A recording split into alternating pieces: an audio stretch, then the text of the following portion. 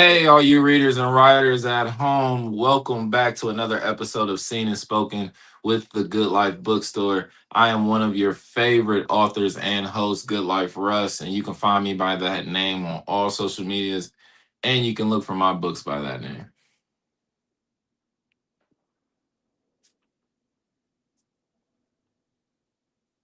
I can't hear Why you. y'all didn't tell me I was muted? Welcome back again, everybody. I'm Chloe Simone. I am your co-host and other favorite author.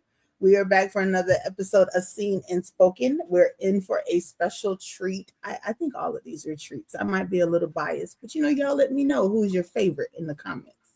We're here with Miss Brandi Pollard, otherwise known as the author known as Miss B. But I think you actually Miss B, the author on Amazon. Is that correct? Tell us a That's little bit correct. who you are. Miss B, the author. I've been writing and published over 15 to 20 years. My first book was an erotic fiction novel. I was inspired by Norray and Zane and all the ones that during that time they were writing urban lit. And I have kind of started away from that genre and have done more feel good and more horror and supernatural and different type of other books now. Um, like I said, I've been writing for about 15, 20 years. A lot of my books are on Amazon. Illusions was the big one, and it's kind of a mix between urban lit and erotica too, but more of urban. And that was actually one of my best sellers back 5 years ago, or 6 years ago, actually, in 2020 when it dropped. And it was based in on a strip club in Atlanta, and it is available on Amazon and Barnes and Noble and Walmart and everywhere you can get books that you'll find Illusions. And Illusions did really, really well. So I'm hoping to get those numbers again with my current book that I'm so proud of and so dear to me. This one is because I put a lot of blood and sweat, tears, and emotions in this book. And Yes. Well, let's dive right into it. This is another episode of What's the Book?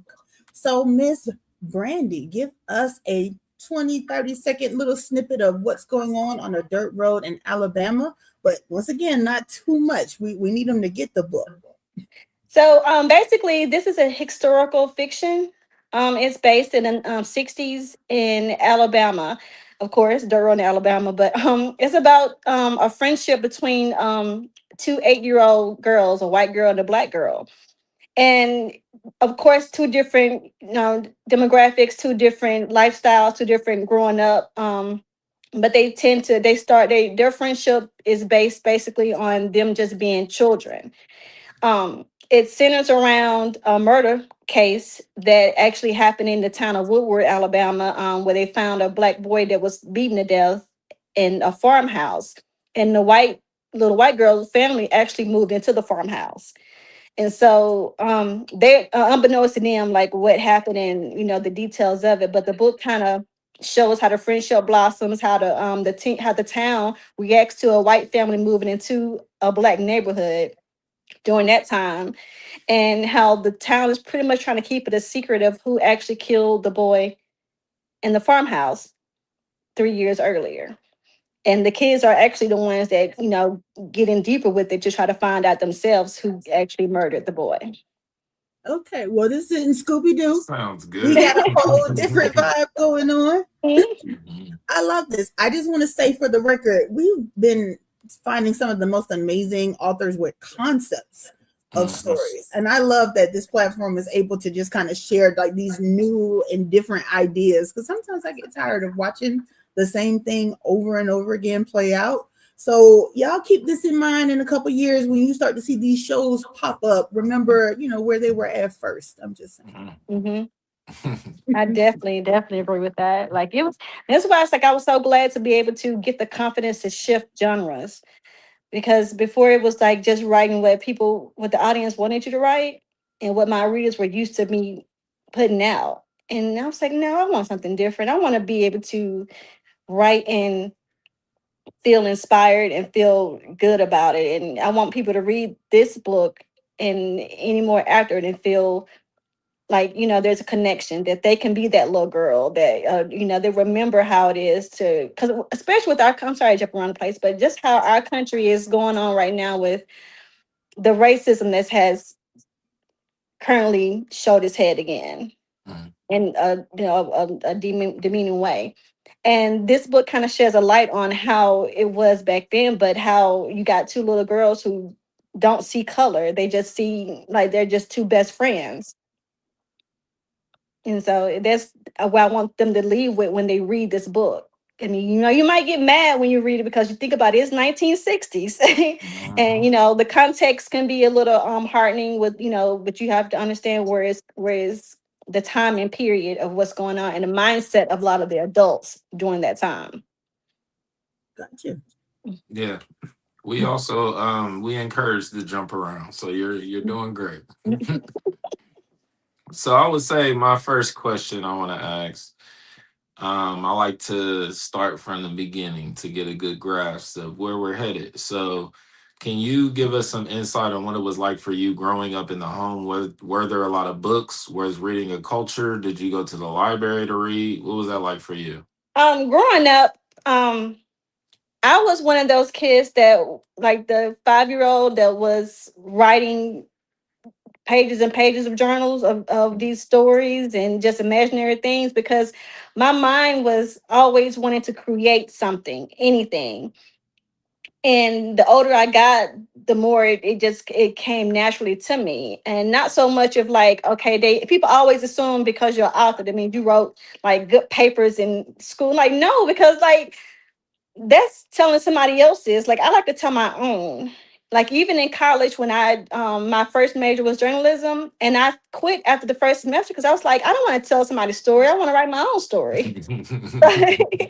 So it's like there was a lot of I'm probably the only one in my family that's like that, that puts pen to paper and write, that gets my imagination out and want to see my characters evolve, and it's like creating your own universe. And I've done it for so long, and I finally had the chance to get my first work published when I was in college, and it was it did really well. So it's just, it was never in my home, but it was just something that was just always in me. I just love to create. So you knew that you always wanted to create, and you always sound like you had these ideas and stories in your head. Did you always know that was going to translate to publishing a book, or did When you I think? was younger, no, but at high school, I always thought, yeah. Mhm. But it's funny because in high school, I was like, I want to be like Stephen King.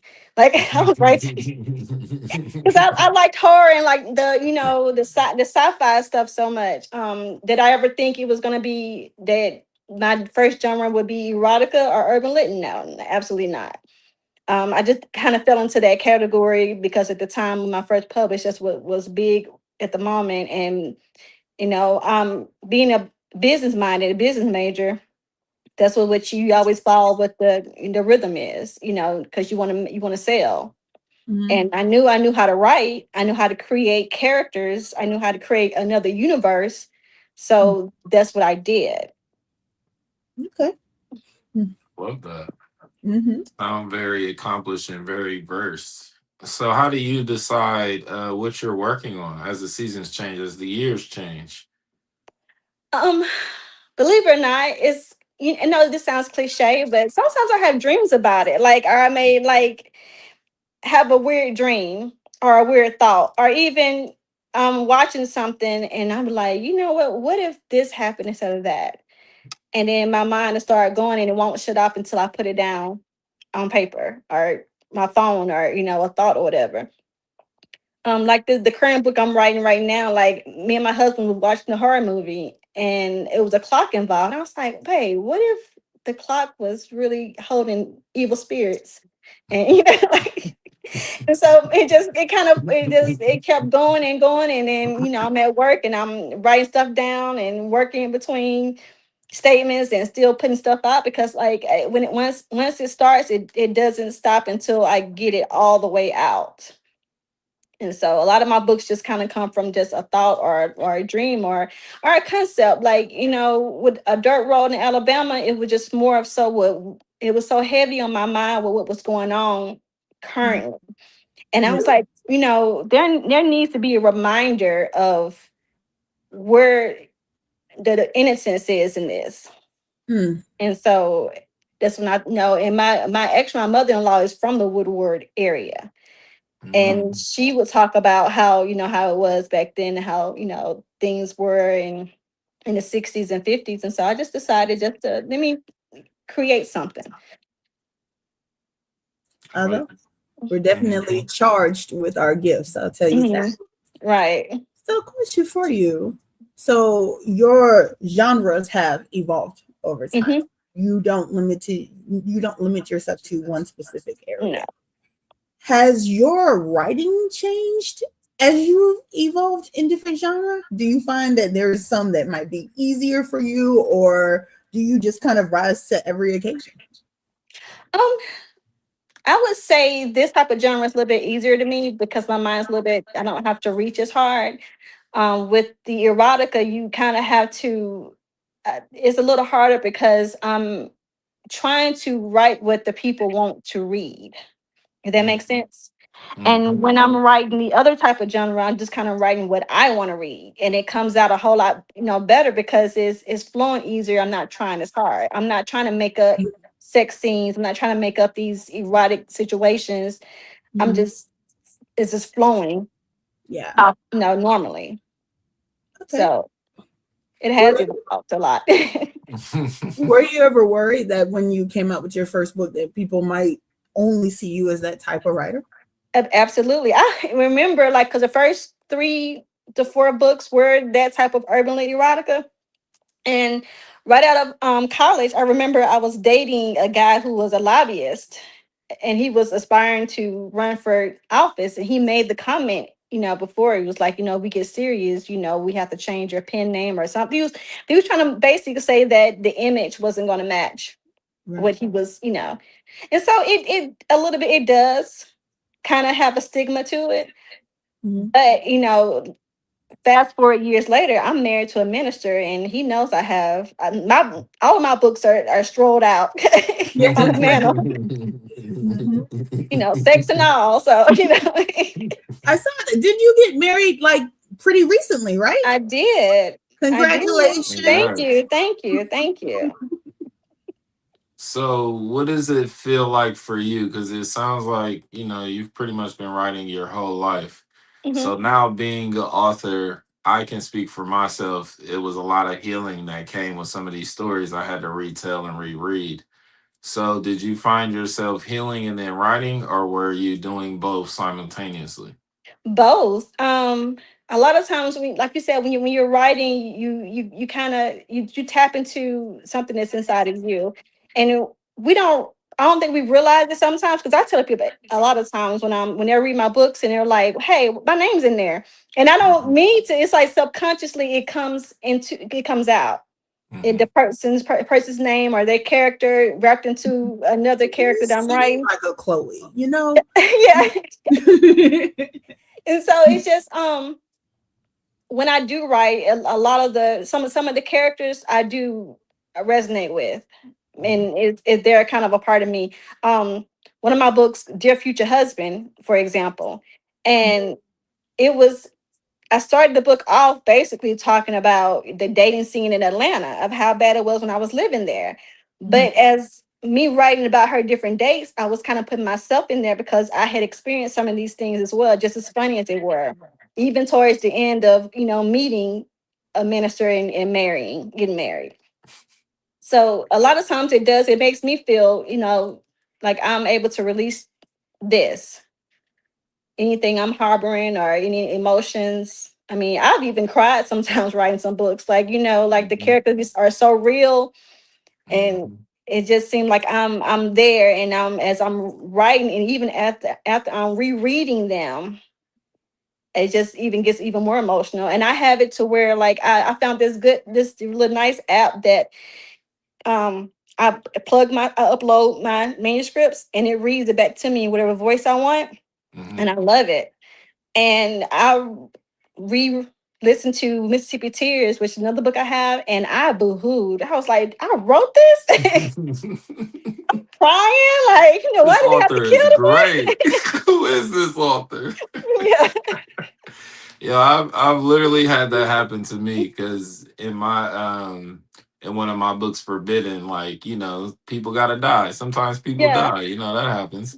So I've had people like come to me when they first start reading it, like, "Oh yeah, I like this character," and then when I see them again, I know they done read to the death. Like I know Right. they've read more because they whole energy different. They just kind of Right. look at you like, "Why ain't you tell me?" Like, Why hey, don't you tell me? I couldn't tell you. I didn't know. But yeah, and that's what they don't understand is we don't know. I look, when I start writing, I have no idea where my mind is going to go. I Yeah. can have a whole outline and plan like, oh, this, and that. But as I'm reading, like, you know what? No, I think she's gonna get cheated on. She's gonna get cheated on with her roommate. I just It's out of my hands. it's out of my hands. It's out of my hands. I love that. Diabolical. But yeah, but it has to happen. I mean, does it get easier for you writing off characters, or is it just you show up to work, put the hard hat on, do what you got to do? And if I'm in the middle of doing a statement and I decide that the last minute that Celeste needs to do something else, I'm like, you know what? Hold 1 second. I see her going to a grocery store. Her whole life is going to change. And I Because got to get it out because if I don't, then I forget. yes, that's a big part of writing too, especially when you're writing a novel. Sometimes you go back and read a few chapters and you like, he did what? Oh, Right. okay. I got Okay. something for him next Yeah. chapter. I can't believe he did that. Why you play her like that? All right. That's She okay. gonna get hers. She gonna get hers. Yeah. But it makes for good. It makes for good reading though, because our minds are so is clustered. It's like it's so many things going on Mhm, one time, but it makes for good entertainment. And mhm. I miss the really good books from a long time ago, or like the Toni Morrisons and all that. Yeah. I miss like good TV, like good scripted TV Yeah. when you actually, and I think we're missing that in the world. Like, there's so many underrated actual good writers that unless you have a reality TV show or a famous person that's telling your story now because you killed somebody and decide to write a book, nobody wants to pick it up. And I don't like that. So I don't want to sell bundles and get on Housewives just to sell my books. I want you to be in a library or at a bookstore and be like, hey, this looks like a good read. Let me pick this up. I'm, So I, I'm still recovering from the pre-show. I mean, Okay. she just literally made me think of a book that I got in a book called I posted a few days ago. It's called I wrote a murder mystery book and survived it. And it's good too. It's that's a good. good They talk title. about a lot of what we're talking about. How like Mhm. they felt like they were in a horror story writing the horror story. Like Oh, they that's were in good. character and then In got to the character. end and they heart was pounding. They're like, Oh my God. I made it. I I made it. thought this Wow. book was gonna kill me. It sounds like a traumatic experience. I Oh man. know. Yeah, That's that makes good. me I think like of your that. writing because even how you talk, I can hear through one book. I'm like, man, I wonder how many genres and spins are in this book. I know it ain't just horror. I'm like, I wonder where's the romance and where's the Hmm. mystery and where's the intrigue. So Yeah. yeah, Yeah. I'm excited for your books. Thank you. Thank you. The genre I like. Oh my I want to do it all of it, everything. Like the one I'm working on now, like this is a God. brand. It's a new genre for me because I've never written horror, but it's horror with like because I'm a fan of New Orleans. I love New Mhm. Orleans. And so I was like, what fascinates me more about New Orleans is the religion and the old religion that Mhm. they have, and the Haitian and the Creole. And I was like, I'm gonna write something based on that. So Ooh. my mind got to working and I'm on it. Hmm. All right, now you got to come correct with that New Orleans now. I know, girl, I'm down there so much. I used to when I lived in Mississippi, I was like an hour away, and now I'm further up. But Mhm. it was a day trip for us. So Oh wow. Okay. So I was used to it. So I'm immersed in all. That's why I love it so much, and I'm surprised it took me this long to write something that was centered around the city. Like I know so much about the culture, about the history. My husband, when him and I went down there for my birthday, and we went on like the tours, and I think the guy was getting annoyed with me because he'll start talking about the building, and then I interrupt. I was like, "Yeah, because this happened." And that's why the doors are locked because he's like, look at me like, you want me to? I'm like, hey, I'm just saying. So you're the tour guide we need to have when we go there. Yeah. Right. Okay. Well, y'all will fit in. Chloe's a Southern Belle too, so Okay. yeah. So it makes sense. Is as far as your book, especially talking about Alabama, and going straight into the racism, the obvious racism because of the time period, and Hmm. then us being unfortunate enough sometimes to see how things are now, and like not much has changed. Exactly. Exactly. Yeah. I actually had an interview with another bookstore the other day about her. She's gonna put the books inside her store, and she was like, "I got a feeling this might be on the ban list." Go ahead, bookstore. Well, I do want to say this too about the South is people treat history like everyone's dead that ever lived that before. There are Right. people And that there are live people are that still life. living. They're still Exactly. alive. They're It still wasn't living. that long ago. And they Right. don't Mhm. understand it wasn't really that long ago. Right. So I don't know why people are expecting so much change because they're looking under the lens that so much time has passed. This is within one generation. Our You parents and our grandparents still they Yeah, remember those things. Yeah, yeah. absolutely. So I think it's more of like people don't it's accountability, Mhm. and you don't. We went to school with teachers that had been around for quite a number of years. So yeah. Mhm. Hmm. And that hate is still taught. That's the thing about it. With it being so fresh, it's still taught. Yeah. That's why you have so many things that's happening now because they've been taught that. Yeah. And you're not talking about like 100 years ago. You're talking about Exactly. little 50 years ago Yeah. that their Literally. grandparents are still living and they're teaching their kids. Their kids taught their kids, and it's You might still go it's still home the and meet same. the grandparents Mhm. for all that. Right. So yeah. So I think it's appropriate. I think it's Mhm. appropriate, especially when we start having conversations about people deciding, to ban books, to burn Mhm. books, to eliminate or remove certain books from us. And I'm like, hey, no, we're still living it. We're still here. We're These still stories here. need to be shared and talked about. So It needs to be talked about. Our kids need to read stuff like this to know. And and the good thing about this book is it's not teaching like, okay, all white people are bad. It's not right. saying, because you're seeing the innocence of Yes. not just a little girl, but her family also, that they don't believe in that. They're standing by the fact of like, okay, so what? We're living in a black neighborhood, but we have to do what we have to do to get by because we can't afford it anywhere else. And no, Mhm. we're not going to be the biggest that are living here.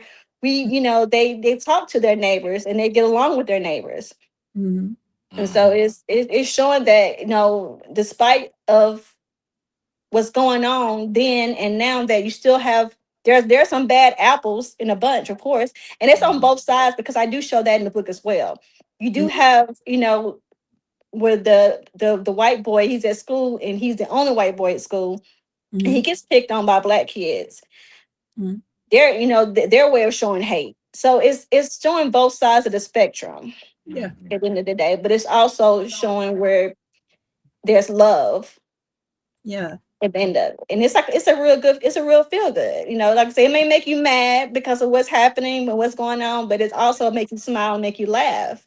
Mhm. A lot of comedy parts in there. Like, for example, one scene where Oh, this you put comedy in your book? Oh I my god, put I would comedy. imagine. Yes. But it's got a scene where the first time the two girls meet, and the white girls are so excited because she's just excited for a friend, and so she reaches over and she touches the black girl's hair, and the black girl Mhm. jerks it back like, you don't touch a black girl hair. Yeah. And so the white girl's like, oh, okay. But if she gets home and she's so excited about her new friend and she's telling her mom about all the good things, she's like, and I can't touch a black girl's hair, mommy. So it's it's showing, it's just make you feel good. True It Mhm. makes you smile and look at things a little through a child's eyes. And that's what I Yeah. want to get across.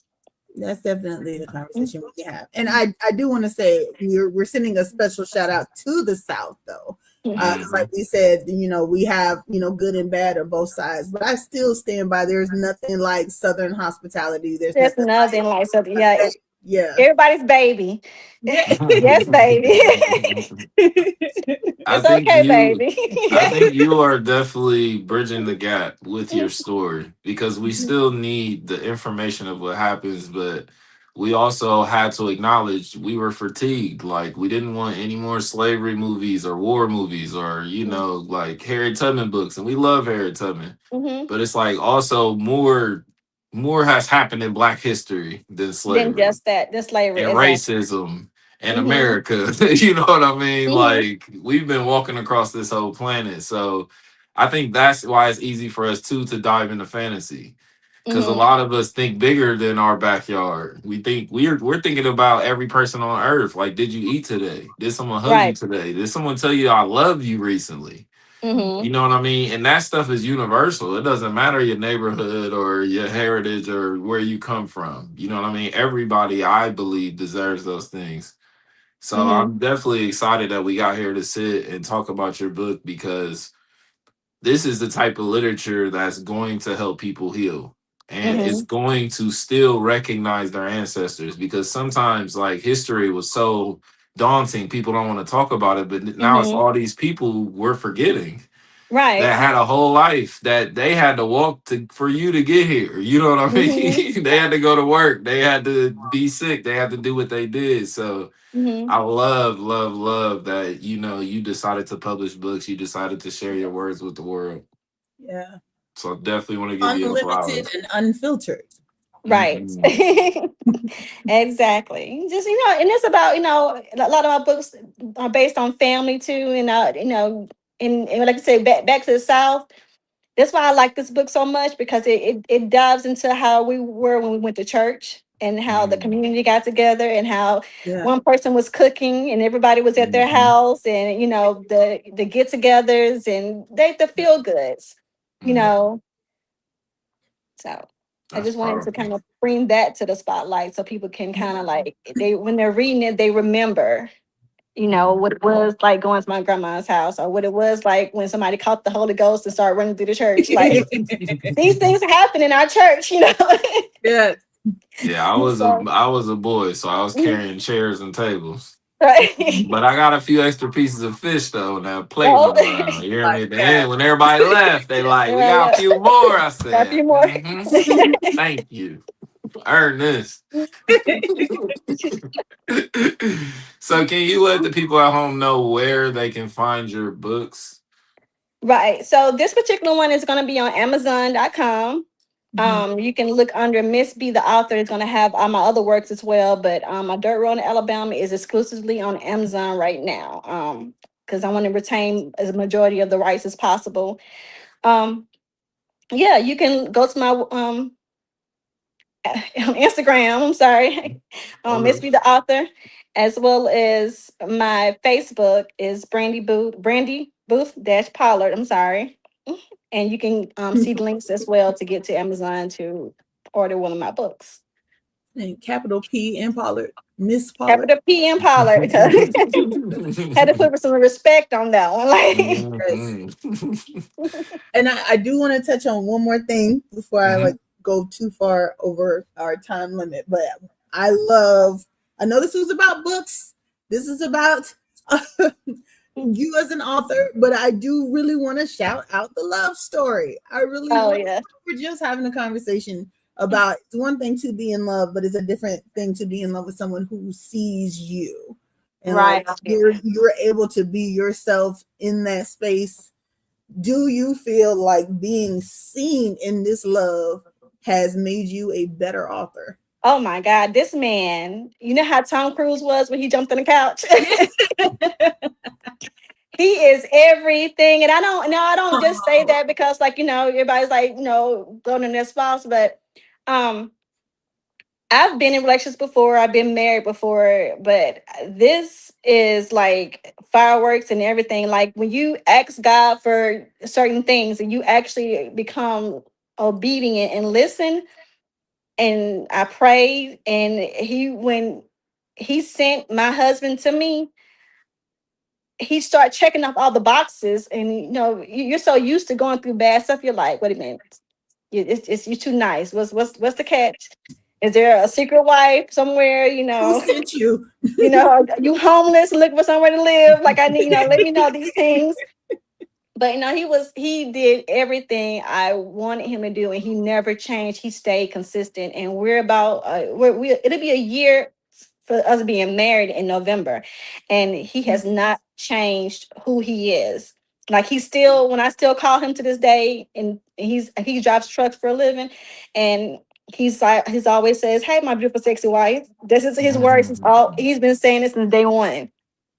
Like Yes. we still talk on the phone. We still, take like trips together. Like it Mhm. went from me doing girl trips to like, I'm like, no, I'm hanging with my husband. He's more fun. Like we actually have a good time together. Like, and Yeah. he's spiritual, and he prays for me. We pray together. Like he's very family oriented. He's all the things that I want. And I actually had to change my palette. And I tell people this because we get conditioned to like a certain thing because we think that that's what you're supposed to do. We Mhm. think we want the bad boys. We think we want the players or the ones who we can change and all this stuff. But no, and it's not, I'm not saying lower your standards because we tend to go after those because they look better. But my husband is fine, so I don't know. Like He's your husband. so like I got he knocked off all the boxes. Like Yeah. and it happened kind of fast because we were dating, and then we went to New York for a trip about 6 months after we were dating, and he proposed in Times Square. Took me Oh. like I didn't know that was even coming. Like I'm like, wait a minute, like it was even the story itself on the engagement was funny because I was literally about to miss my engagement because I was tired of walking. I wanted to go back to the room. I had ate. I had itis. I was like, look, I'm getting annoyed about the people trying to come take our pictures because it's how Times Square is. Yeah. But he kept stopping them, and I'm like, why are you stopping them? I'm trying to go to the room. But he was just trying to get somebody to take our picture. And I'm thinking, okay, again, well, one picture we can go. But the whole time he just wanted somebody to capture the moment of Yeah. him proposing. So Yeah, don't block your blessings, ladies. We need to be quiet sometimes. be quiet. Go with the flow. Go with the flow, honey. I Cause love I was like, I did not want to go out to eat that night anyway. And I was like, I was hoping that I was like, okay, well, maybe he'll, it's past the reservation time. So maybe he'll just say we can get pizza down the street. He was like, it's like, no, I called him reschedule. I was like, damn it. I love Uh, that. but I yeah, love that. Thank you for sharing. no problem. I want everybody to experience that because I had it. It was hard. Like when I wrote Dear Future Husband, that's really how it was until I met my husband. Mm. It was horrible out there. Still is from what I hear. So Oh goodness. So, is there anything you want to leave us with? Any quote, any final words? um for anybody who's aspiring and want to write, because I get asked this question all the time, like I want to write a book, I don't know where to start, how do I start? Just write, and do what feels good to you and feels right to you. Don't do what somebody else wants you to do. If you feel like writing a book based on your life and that feels right, then do it. If you feel like writing a book is on romance, and then do what is right and feels good to you. Just do it. Don't listen to outsiders. um the devil will get in your head and block your blessings and make you feel like you can't do it, and you won't do it. Who's going to read it? It doesn't matter. I post everyday quotes about religion and spirituality and making it, and I make it one like, I make it 100 likes. I don't care, but somebody, whoever liked it and saw it, and it resonated with them. And that's how I feel about our To books. see it Like so. right, you never know who's going to pick up your book and read it and become inspired to do change their life or to get immersed or take their mind off of what they're going through with the surrounding world. So just do it. Yeah. And as Mr. Russell would say, do it scared even. Yeah. Mhm. I that's, to me, it's the best time to do it, because you just have to like just put it, just, it's like jumping off of a, not to jump off a bridge, but it's kind of steep, but taking that investment, just pray about it, and if this is for you, this it's gonna happen. Yeah. What's for you is for you. And you always have to remember that what's for you is for you. And even if it don't work out, don't give up. Just keep going, because you're gonna hear 1,000 no's, and you might hear that one yes. It's gonna change your world. Yeah. That's Well powerful. said. Well, thank you for showing up today. Thanks for sharing your story. Yes. Everybody at home, make sure y'all following all the pages. This is Good Life Bookstore, Good Bookstore on YouTube. You'll be able to see these videos, and you'll have the audio on the podcast as well. It was a pleasure. Thank you. It definitely was. All right. Until next time, everybody. Bye. All Thank right, y'all for having everybody. me. You're Thank you welcome. for coming. Peace.